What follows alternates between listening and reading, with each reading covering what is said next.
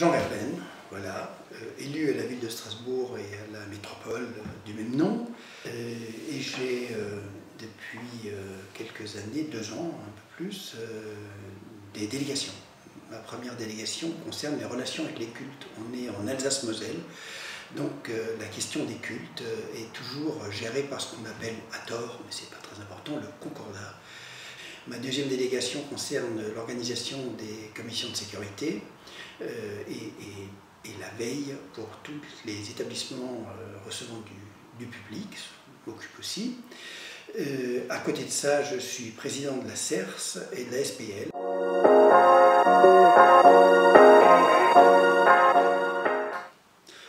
Ah, c'est une belle histoire. Mon engagement militant remonte à une sensibilisation faite par ma fille.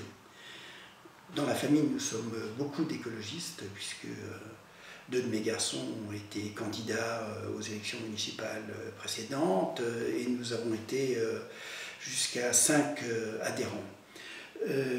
C'est donc ma fille qui, la première, nous a sensibilisés à cela.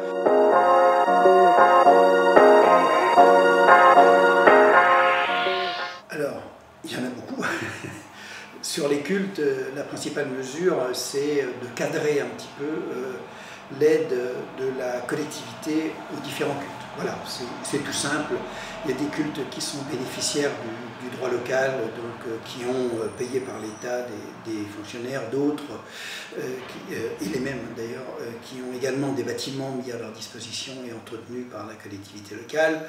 Et puis il y a des nouveaux cultes qui sont arrivés entre-temps et qui en général ne regroupent pas des personnes particulièrement riches. Donc l'idée c'est de voir comment on peut cadrer tout cela sans rentrer dans des positions excessives.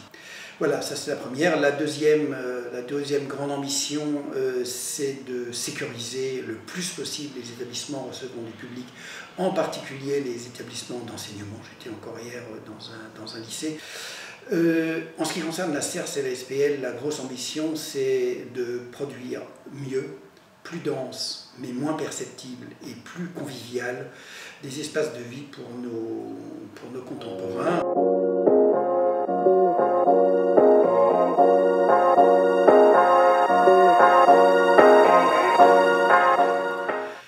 Il y a une proposition qui me semble fondamentale, c'est l'application de la loi sur les zones à faible émission. À Strasbourg, un peu plus qu'ailleurs, mais il y a beaucoup de villes en France qui sont dans cette situation, nous avons trop de personnes dont la vie est écourtée par la pollution atmosphérique. Cette pollution atmosphérique est créée par des automobiles, en grande majorité des automobiles, des camions, enfin bref, des moteurs à explosion dont le rendement est très faible, 40%, c'est pas terrible. Véritablement, on gâche de l'énergie. Alors tout cela apparaît très facile et il y a qu'à, mais parmi les gens qui doivent se déplacer avec des voitures très polluantes, il y a bien sûr des gens qui ne sont pas toujours très riches, et c'est un euphémisme. Donc voilà, comment est-ce qu'on met ça en ordre? Comment est-ce qu'on ne gâche pas tout ce métal, toutes ces dépenses d'énergie qui a été faite pour construire les automobiles? C'est véritablement un sujet très difficile, c'est un sujet passionnel, évidemment, mais c'est un sujet indispensable.